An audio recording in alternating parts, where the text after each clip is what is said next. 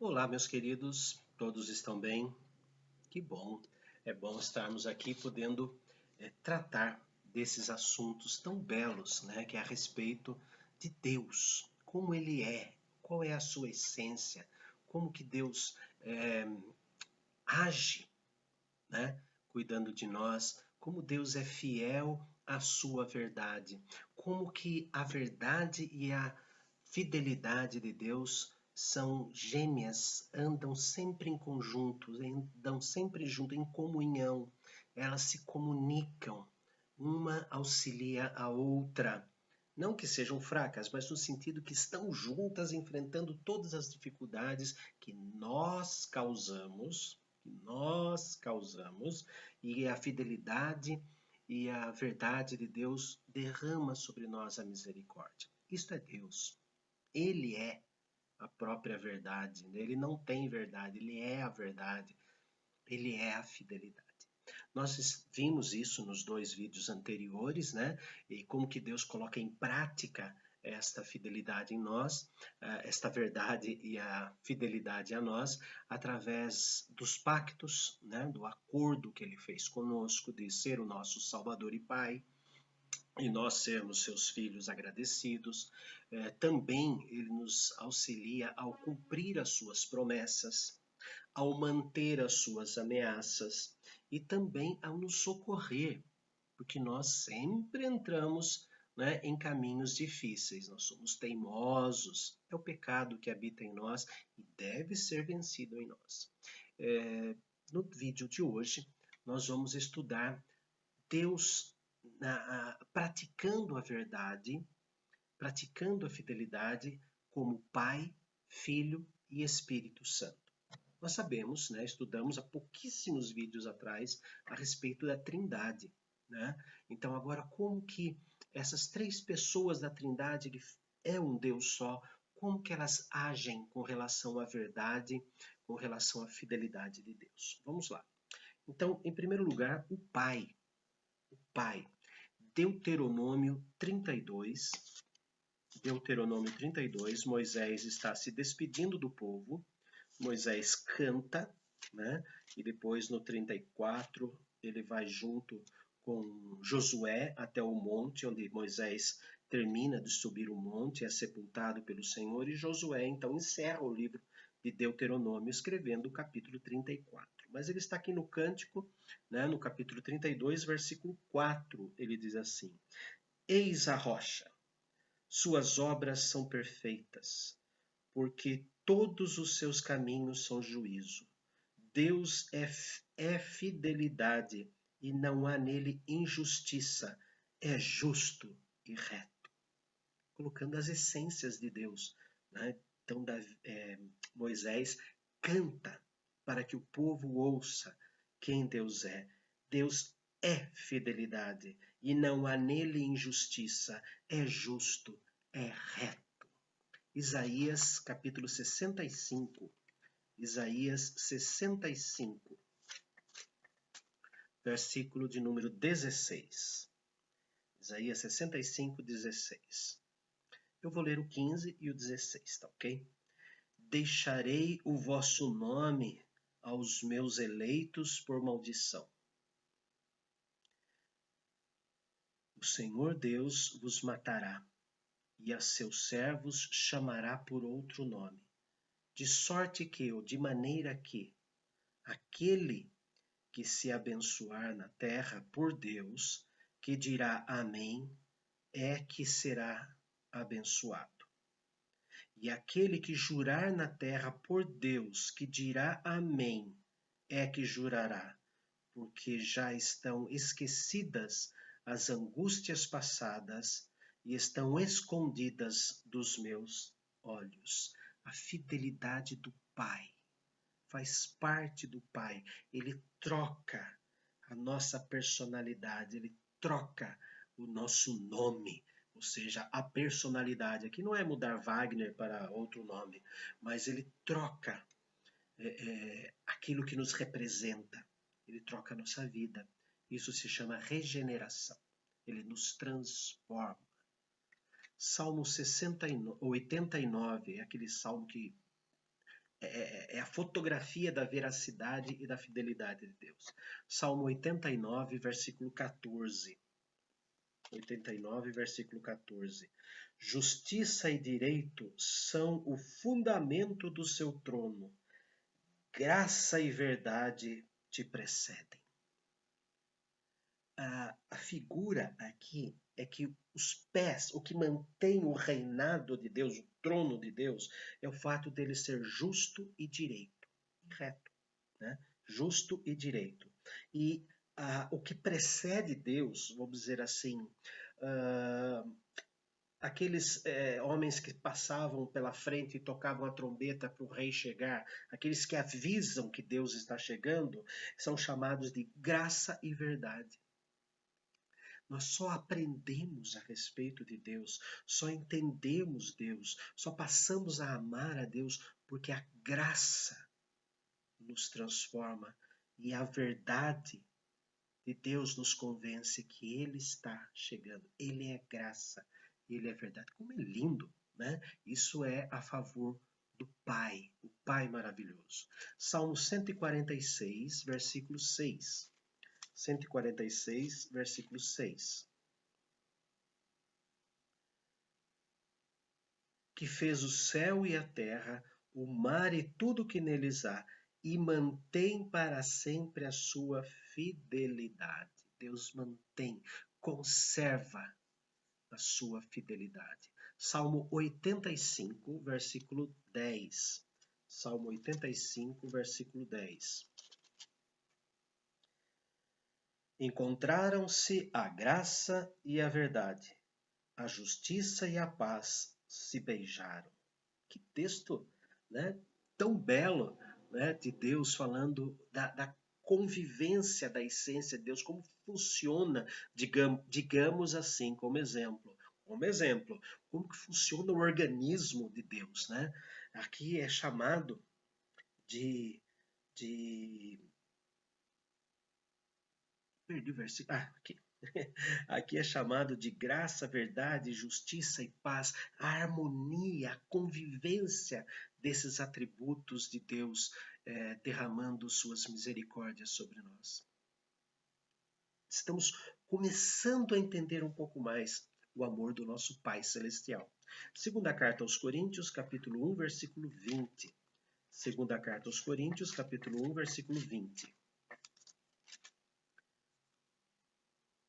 Capítulo 1, versículo 20. Deus agora vai mostrar, nós vamos fazer a transição saindo do Pai e indo para o Filho, né?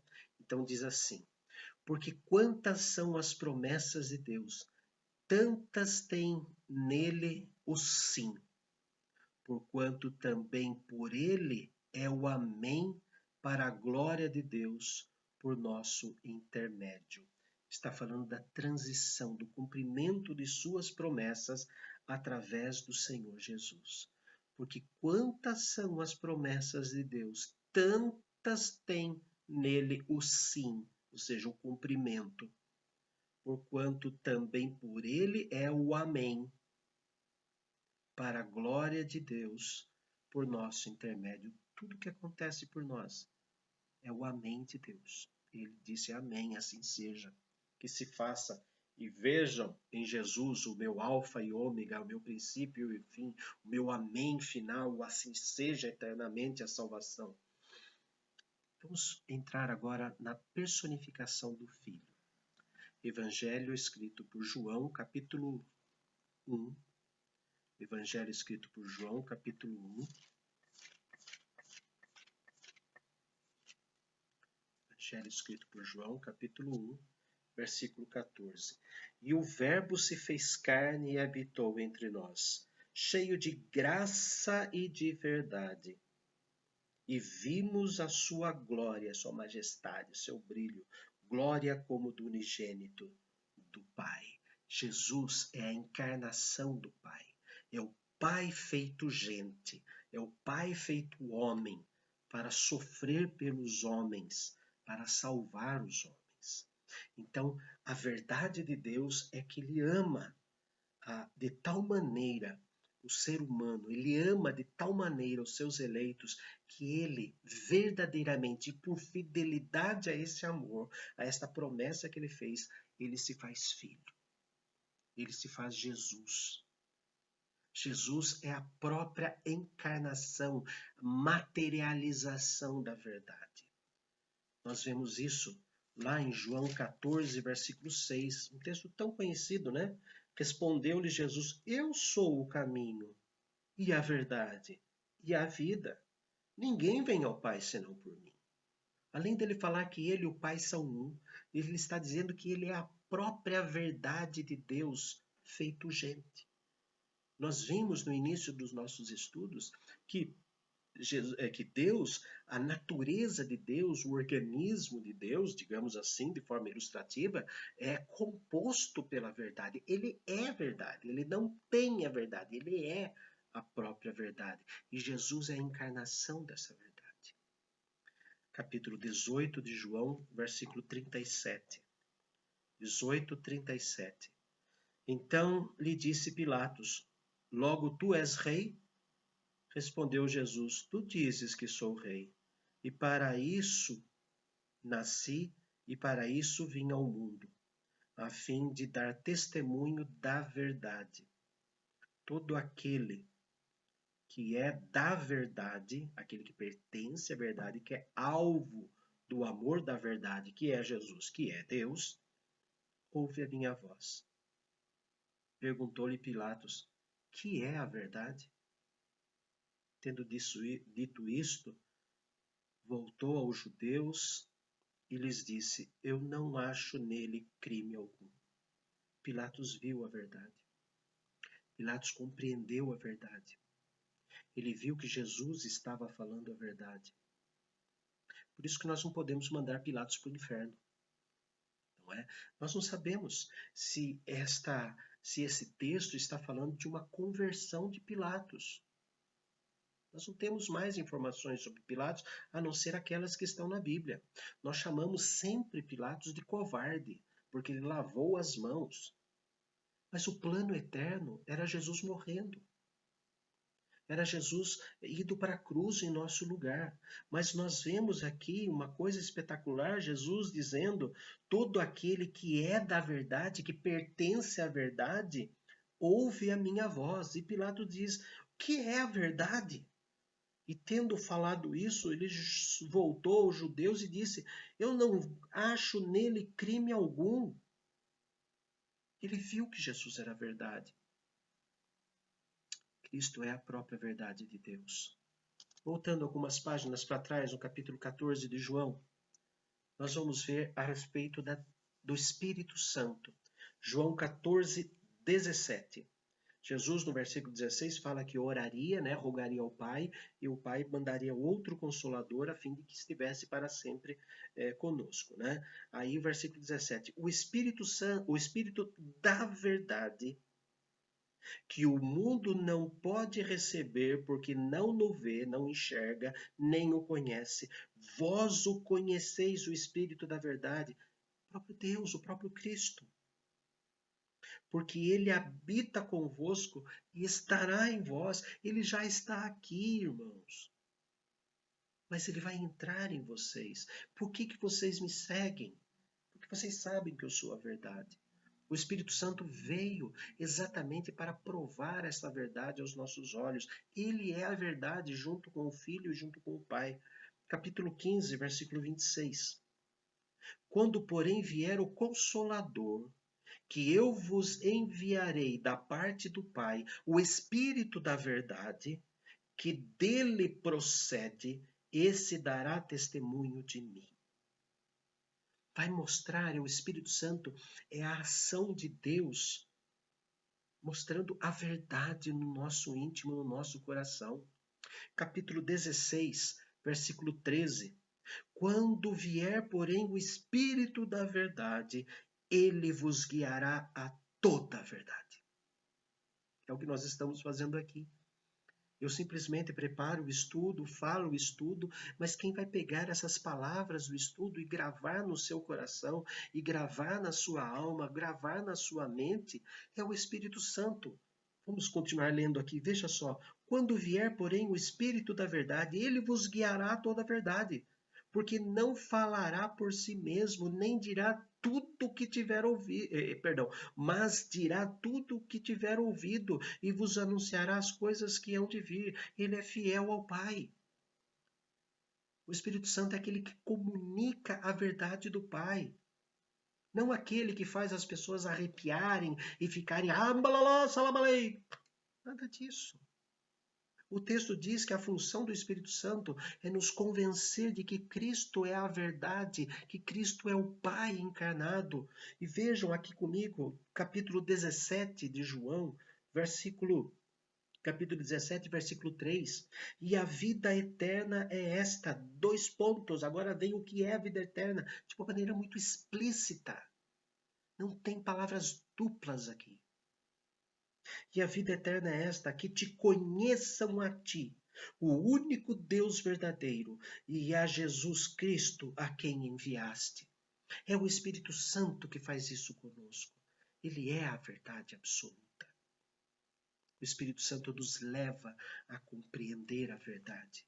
Primeira carta escrita por João. Primeira carta escrita por João, capítulo 4. Versículo 6. Primeira carta escrita por João, capítulo 4, versículo 6. Nós somos de Deus. Aquele que conhece a Deus nos ouve. Aquele que não é da parte de Deus não nos ouve. Mas reconhecemos o Espírito da verdade, nisto reconhecemos o Espírito da verdade e o Espírito do erro. Qual é o Espírito que está dentro do seu coração? É o Espírito da verdade. É a verdade encarnada. É aquele que nos leva a conhecer Deus como o único Deus e a Jesus Cristo quem Ele enviou. A Trindade trabalha unida. A Trindade, o Pai é a verdade. Jesus é a encarnação da verdade, é a verdade vivendo entre os homens. E o Espírito Santo é aquele que nos convence, que nos faz enxergar e aceitar a verdade que é o Senhor Jesus. Aqui está o batismo do Espírito Santo. É quando o Espírito Santo batiza, lava os nossos olhos internos, tira aquela casca, tira aquela escama dos nossos olhos, nos convence do pecado e da morte, nos convence que Jesus é a salvação. É Ele que nos leva a dizer sim.